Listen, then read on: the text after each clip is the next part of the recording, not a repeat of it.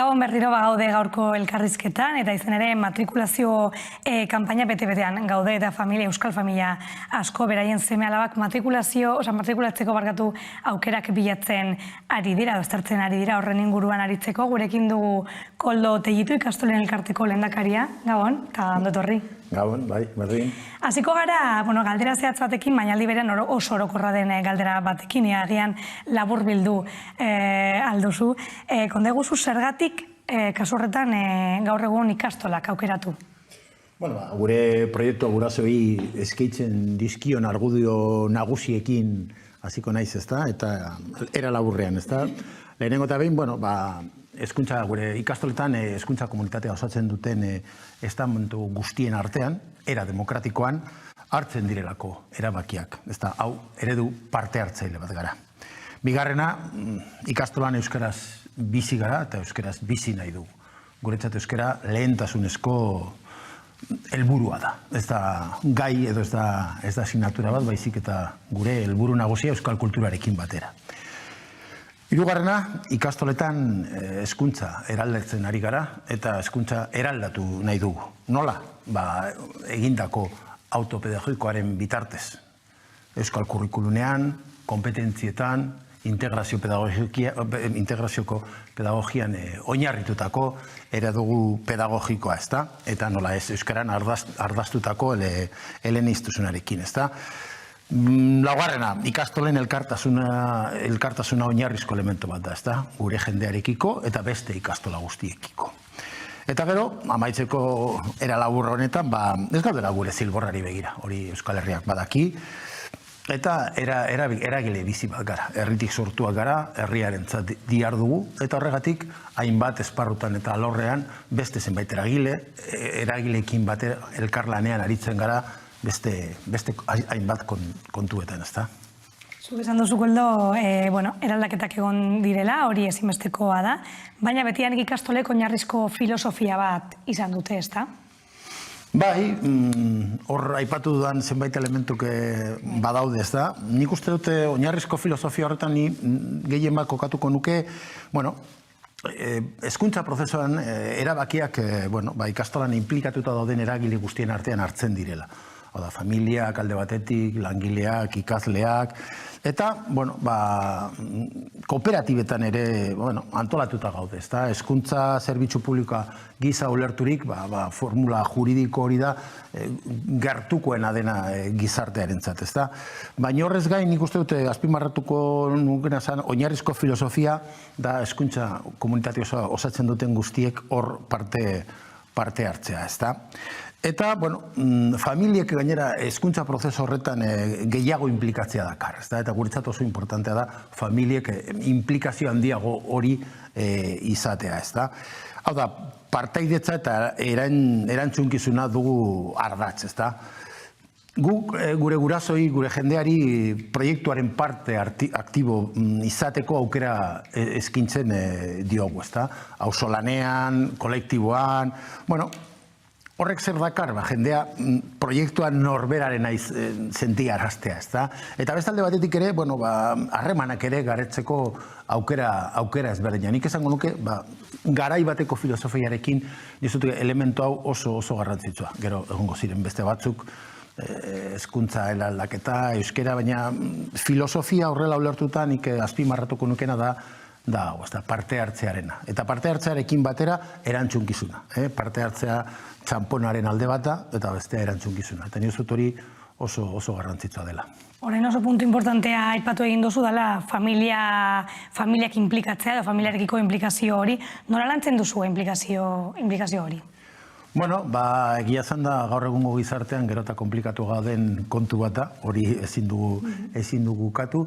Baina, lehenengo eta behin ikastoletan erabaki nagusiak batzarrak, asanbladak hartzen ditu. Eta gero badaukagu gure artezkaritza kontseilua eta guztiri. Orduan, parte hartzea ikastoletan izan daiteke formula sinpleenetatik, taldeetan, larun batean egiten diren lanetan, gelako ardura izaten, eta hortik gora, artezkaritza kontseiluan parte hartuz, talde egonkorretan parte hartuz, batzarretan parte hartuz.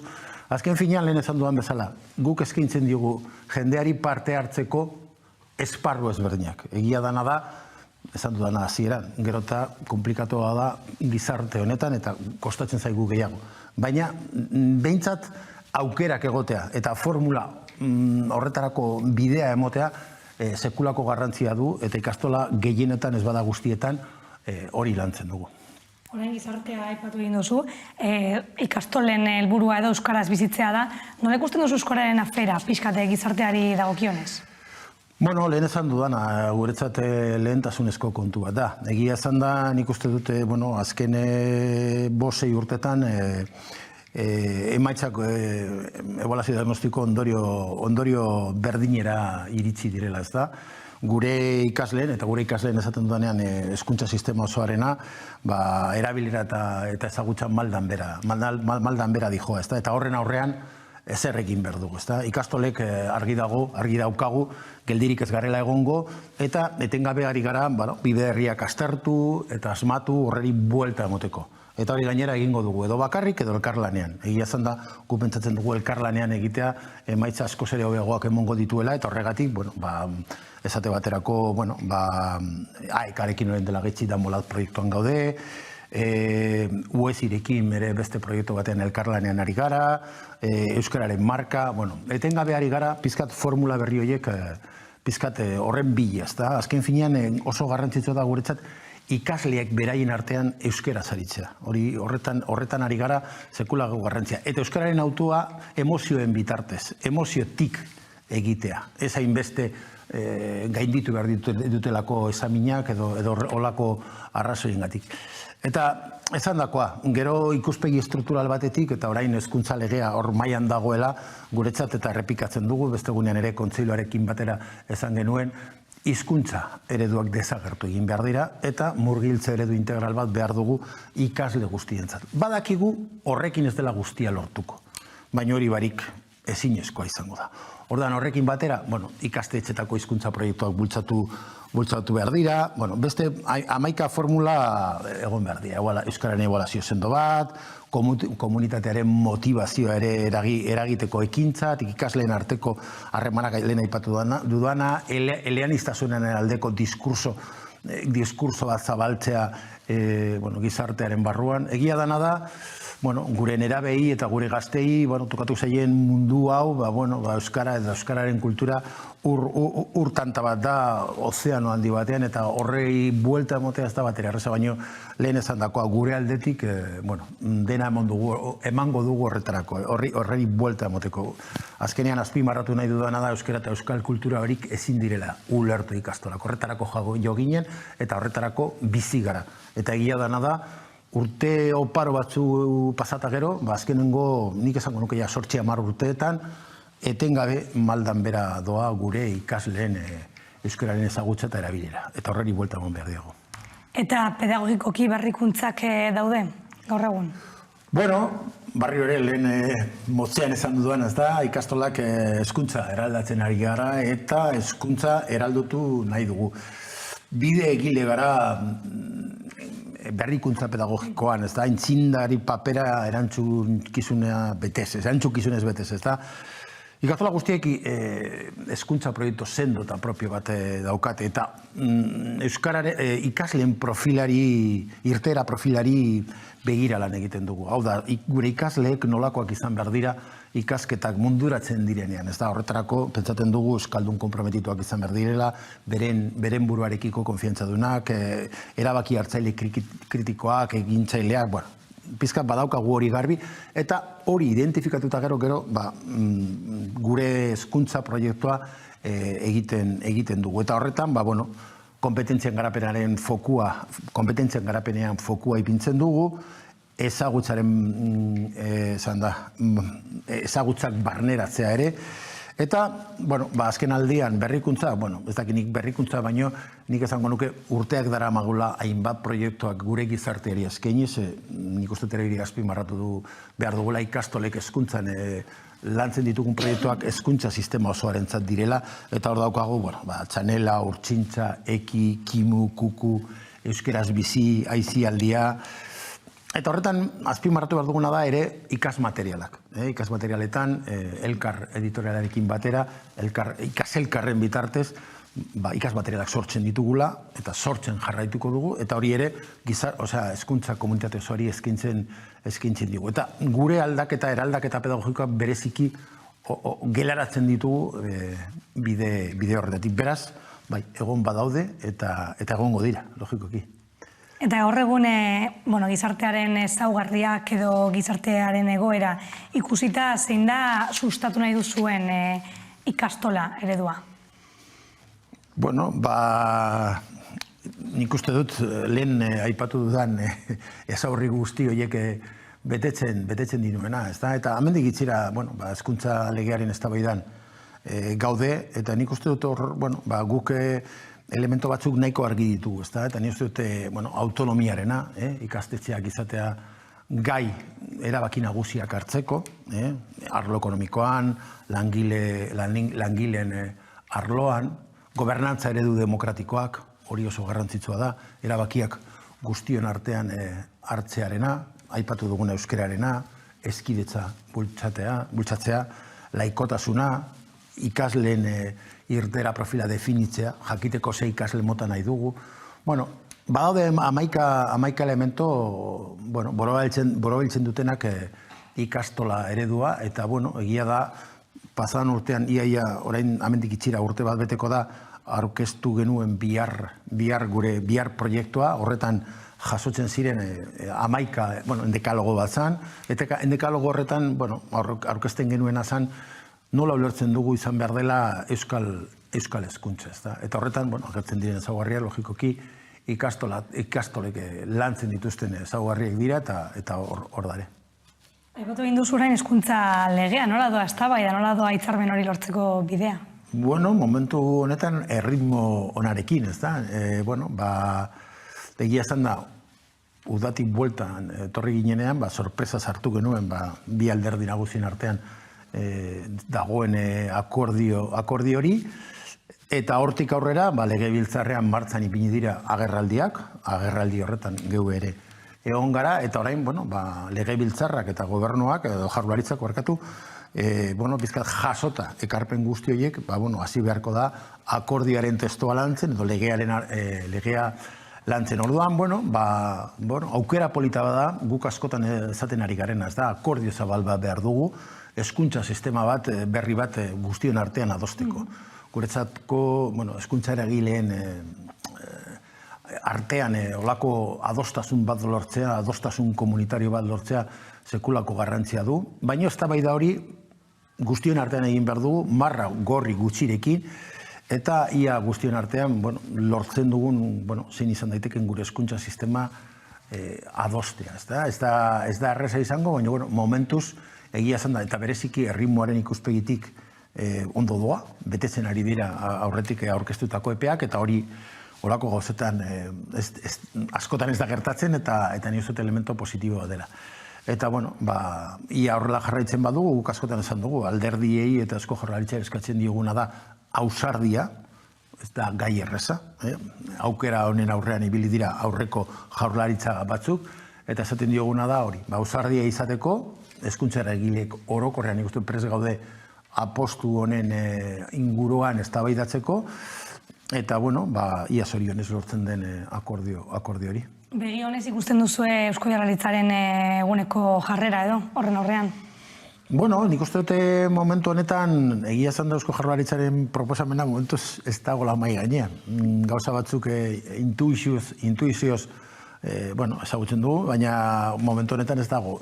Nik uste dute garrantzitsuena da momentu honetan, eta guk uste dugu txalogarria dena da, dagoen borondate hori aurrera egiteko. Eta bereziki gobernuko alderdien aldetik eta oposizioan dagoen alderdi nagusiaren aldetik. Eta orduan, hiru alderdi horiek pres badaude edo apostu sakon bat egiteko adostasuna badago, logikoki hori aurrera joan beharko da. Egia esan da gero, legera joaten garenean, momentu honetan egoen daitezke adostasun orokor horiek zehaztu behar dira. Eta zehaztapen horretan, desadostasunak ere suposatzen dut agertuko direla. Baina borondate hori badago, azken finean ere esan behar duguna. Gure erkidegoan hezkuntza legea, gaur egun indarrean dagoen hezkuntza legea, bakarri da sare publikoarena, beraz, eta lege hori, uste dut, eta 8 urte dituela, beraz, bueno, ja zaharkituta geratu da, eta, bueno, gai nagusiei aurre egiteko, nik uste dut beharrezkoa dela aldaketa bat, ez da, orain dela 28 urte gaur egun ditugun mai gainean zenbait kontu, emigrazioa, orain dela 28 urte hezkuntzan ez zen gai bat, ez da, ebaluazioarena asko aldatu da, bueno, aldatu dira zenbait gauza, eta euskararena ere legearen bitartez, aldaketa hori egiteko legea behar da, hau da, hizkuntza ereduak desagertzeko edota murgiltze eredua indarrean ipintzeko, hori ezin du Jaurlaritzak dekretu baten bitartez egin, legearen bitartez egin behar dago. Beraz, erronka asko daude mai gainean, eta, bueno, nik uste dut momentu honetan badagoela hezkuntza eragileen artean, gizartean, olako adostasun bat, aurrera egiteko. Gero, nola baituko den, batzuntzat pozgarria izango da, eta batzuntzat zain beste, baina bentsat aurrera egiteko badago borondatea eta badago, akordio bat, ez da.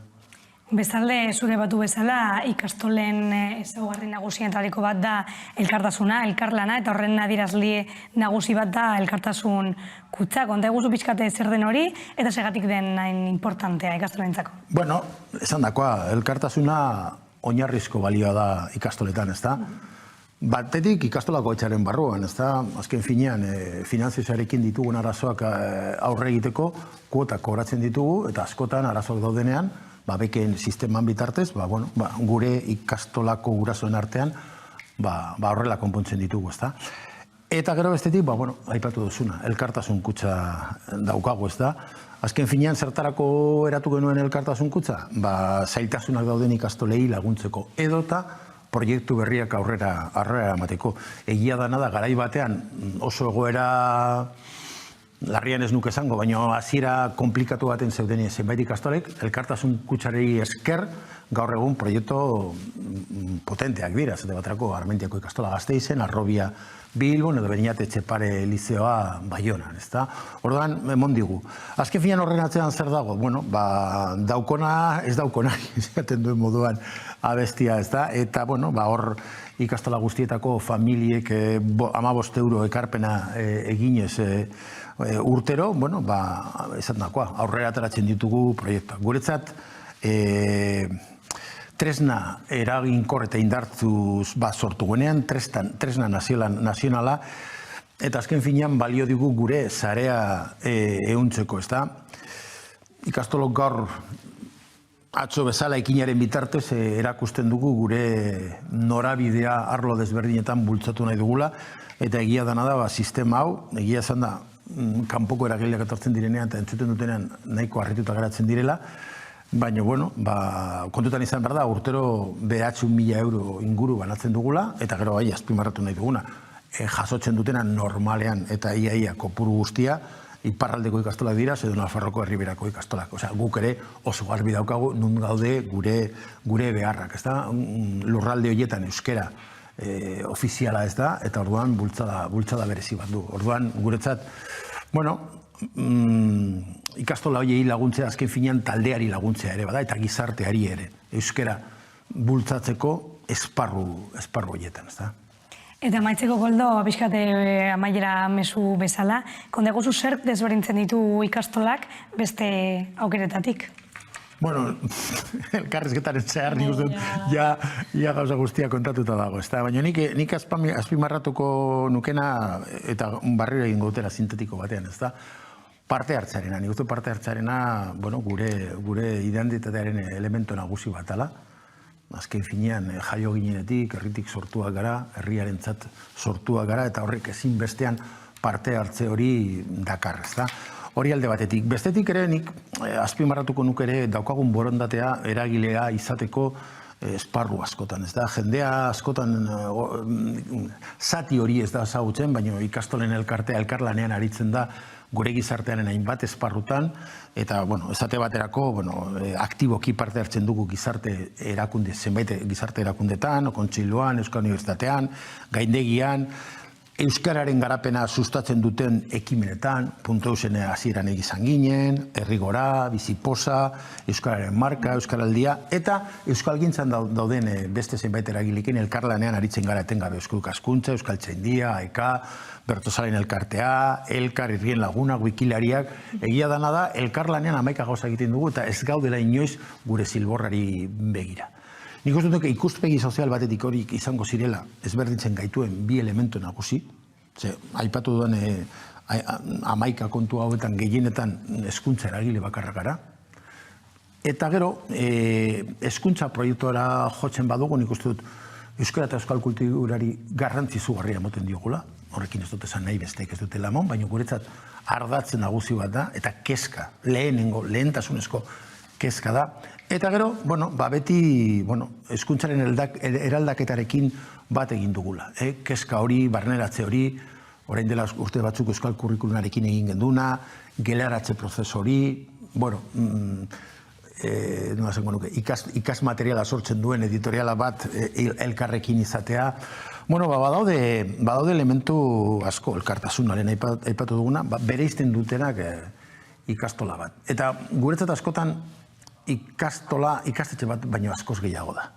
Alde batetik bai da, ikastetxe bat, eta jendea bere seme alabak ara eramaten ditu bere ikasketa prozesua egiteko, baina hortaz aparte, parte hartze sakonago nahi duenak, hor badauko bidea bai ala bai.